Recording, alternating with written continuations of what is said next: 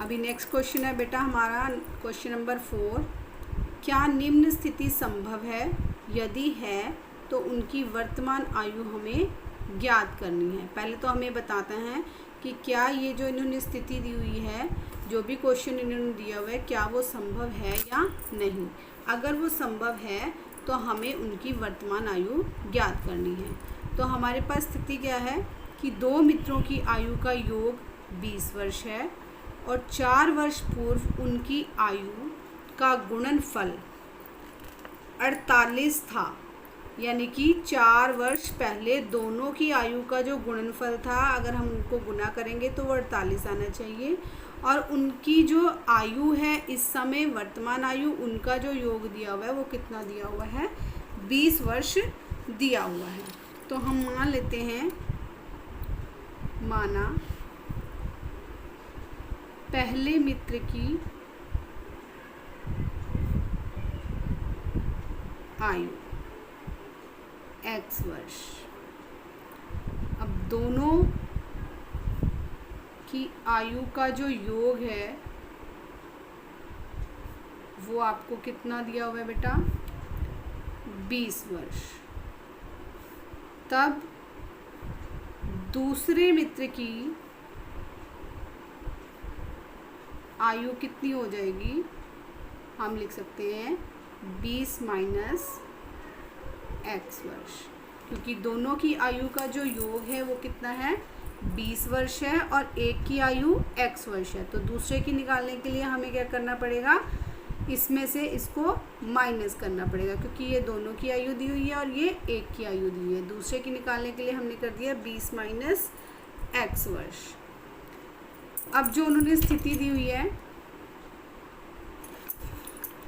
4 वर्ष पूर्व उनकी आयु का गुणनफल। तो 4 वर्ष पूर्व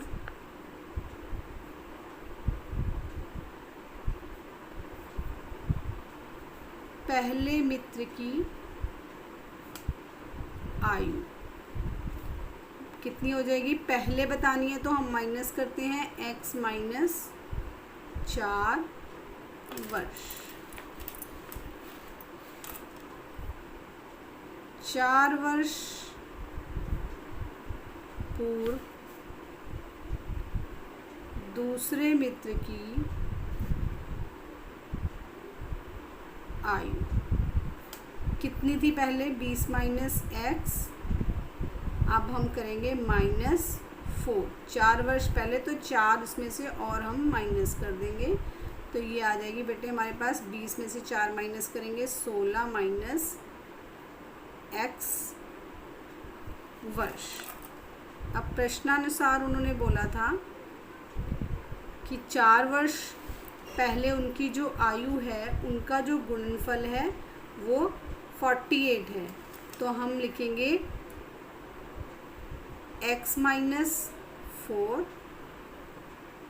16 minus x is equal to 48। अब इसको मल्टीप्लाई करेंगे, 16x plus 4x minus 64 minus x किया। पहले x को x से किया, सॉरी x को 16 से किया, 16x, फिर -4 को x से किया हमने तो 4x, उसके बाद हमने 16 को -4 से किया -64, फिर हमने x को x से किया तो -x² is equal to 48। 16x plus 4x बेटा कितना हो जाएगा हमारे पास? 20x माइनस 64 माइनस x², इसको इधर लेके आएंगे -48 इज इक्वल टू 0। तो यहाँ पर हमारे पास आ गया -x² प्लस 20x माइनस, इसको और इसको प्लस करेंगे, 8 और 4 12, 6 और 4 10 और 1 11, यानी कि -x² plus 20x minus 112 is equal to 0। अब हम माइनस कॉमन ले लेते हैं तो यहाँ आ जाएगा x² minus 20x plus 112 is equal to 0। तो अब हम इसको क्या करेंगे, फैक्टर्स बनाएंगे। अगर हमारे फैक्टर्स बन जाते हैं तो ठीक है, नहीं तो हम इसको ax² plus bx plus c is equal to 0 वाली इक्वेशन के साथ कंपेयर करेंगे। तो a की वैल्यू आई हमारे पास, ये माइनस इधर जाके 0 हो जाएगा बेटे, यहाँ पर इक्वेशन रहेगी x² minus 20x plus 112 is equal to 0। तो इसको हम कंपेयर करेंगे इसके साथ। तो a की वैल्यू आएगी 1, b की वैल्यू आएगी -20 और c की वैल्यू आएगी 112। अब हम निकालेंगे d की वैल्यू यानी कि b² माइनस 4ac। तो b² हमारा क्या आ जाएगा, -20 का स्क्वायर माइनस 4 इंटू 1 इंटू सी की वैल्यू है 112। तो ये तो आ गया हमारे पास, 20 का स्क्वायर करेंगे तो हमारे पास आ जाएगा 400 माइनस 4 को 1 से गुना करेंगे 4 और 4 को 112 से गुना करेंगे 4 दूनी 8, 4 एकम 4 और 4 एकम 4। तो 400 में से जब 448 को माइनस करेंगे तो बेटा हमारे पास आएगा -48। अब हमारी वैल्यू क्या आई है, -48 आई है। तो इसके कोई भी वास्तविक मूल नहीं होंगे।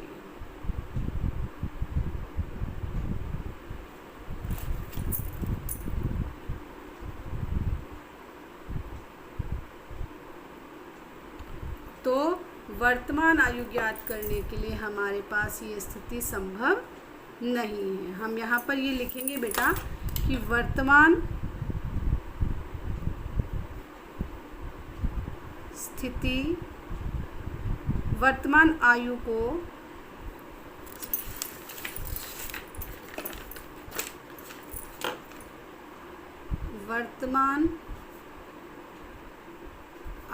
को ज्ञात करने के लिए स्थिति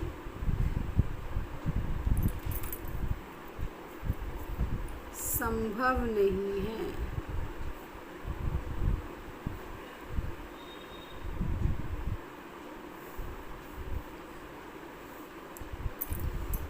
उसके बाद बेटा क्वेश्चन नंबर है आपका 5 कि क्या परिमाप 80 मीटर और क्षेत्रफल 400 वर्ग मीटर के एक पार्क को बनाना संभव है? यदि है तो इसकी लंबाई और चौड़ाई ज्ञात कीजिए। तो बेटे आपको क्या करना पड़ेगा, इसकी जो लंबाई और चौड़ाई है वो ज्ञात करनी पड़ेगी।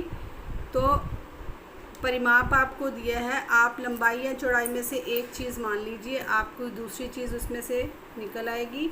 और क्षेत्रफल के लिए लंबाई और चौड़ाई को आप मल्टीप्लाई करोगे तो वहाँ से आपकी वैल्यू निकल आएगी। देखिए इसको कैसे करेंगे हम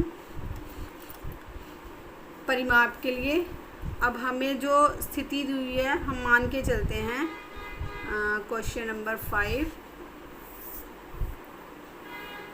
कि पार्क की स्थिति जो होगी वो कैसी होगी, आयताकार होगी मान लेते हैं। तो पार्क की स्थिति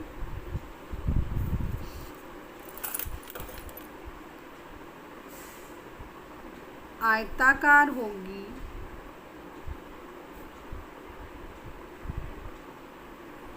क्योंकि हमें लंबाई और चौड़ाई ज्ञात करनी है।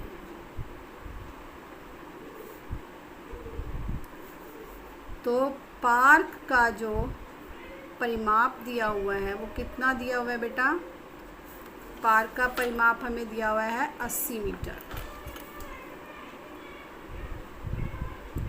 तो परिमाप का जो फॉर्मूला होता है वो हमारे पास क्या होता है, 2 गुना लंबाई जमा चौड़ाई। तो 2 से हम इसको काट सकते हैं।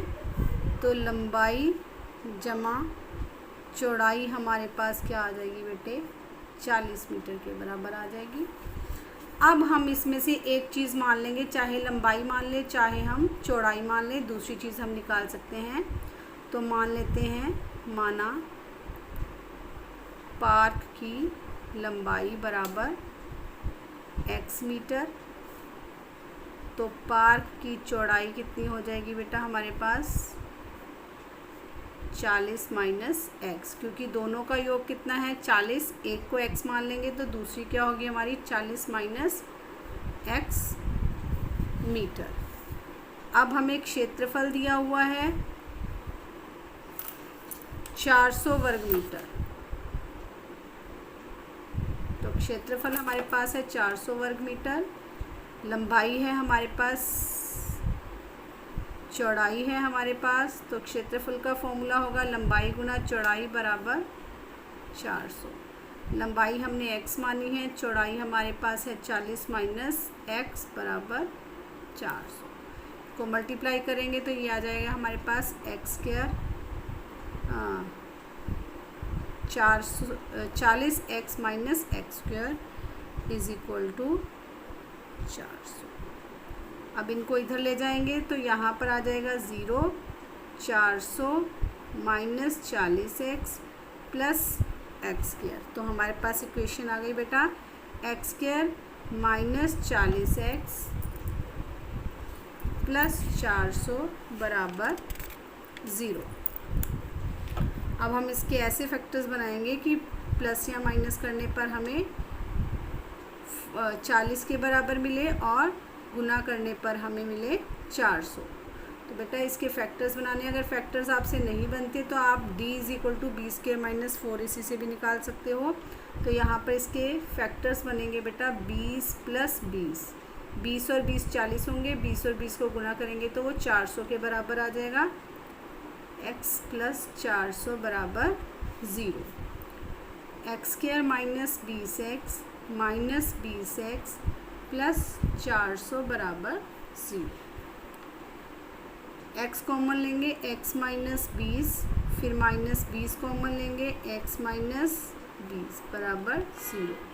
अब हम x माइनस 20 कॉमन लेंगे बेटा, तो हमारे पास अंदर भी बचेगा x minus 20 is equal to 0, तो x minus 20 is equal to 0 और दूसरा भी x minus 20 is equal to 0।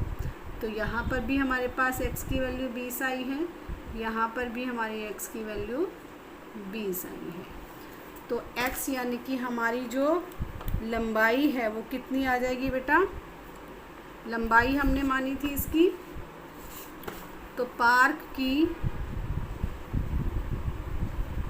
लंबाई x यानी कि हो गया हमारे पास 20 मीटर और पार्क की चौड़ाई 40 माइनस x यानी कि 40 माइनस 20, ये भी आ गई हमारे पास 20 मीटर। तो अब यहाँ पर हमारी दोनों वैल्यूज़ आ गई हैं, तो अब हमारी देखो लंबाई भी 20 आई है और चौड़ाई भी 20 आई है, तो इसकी सारी जो भुजाएं होंगी वो बराबर होंगी। तो पार्क अब हमारा कैसा होगा बेटा, वर्गाकार होगा, क्योंकि इसकी लंबाई और इसकी जो चौड़ाई है वो दोनों बराबर हैं। तो उन्होंने हमें पार्क नहीं बताया था आयताकार है या वर्गाकार है, तो हम ये मान के चले थे कि हमें लंबाई और चौड़ाई दोनों ज्ञात करनी है, इसलिए ये जो पार्क होगा ये कैसा होगा, आयताकार होगा, जहाँ से हमने इसकी लंबाई और चौड़ाई निकाल लिया। लेकिन अब हमारे पास लंबाई और चौड़ाई जो है वो दोनों कैसी आई हैं, इक्वल आई हैं। तो जब लंबाई और चौड़ाई दोनों इक्वल आएंगी तो हमारा जो पार्क होगा वो कैसा होगा, वर्गाकार। आपका ये चैप्टर जो होता है बेटा ये कंप्लीट हो गया है। अगर आपको कोई भी इसमें प्रॉब्लम है तो आप मुझसे पूछ सकते हैं।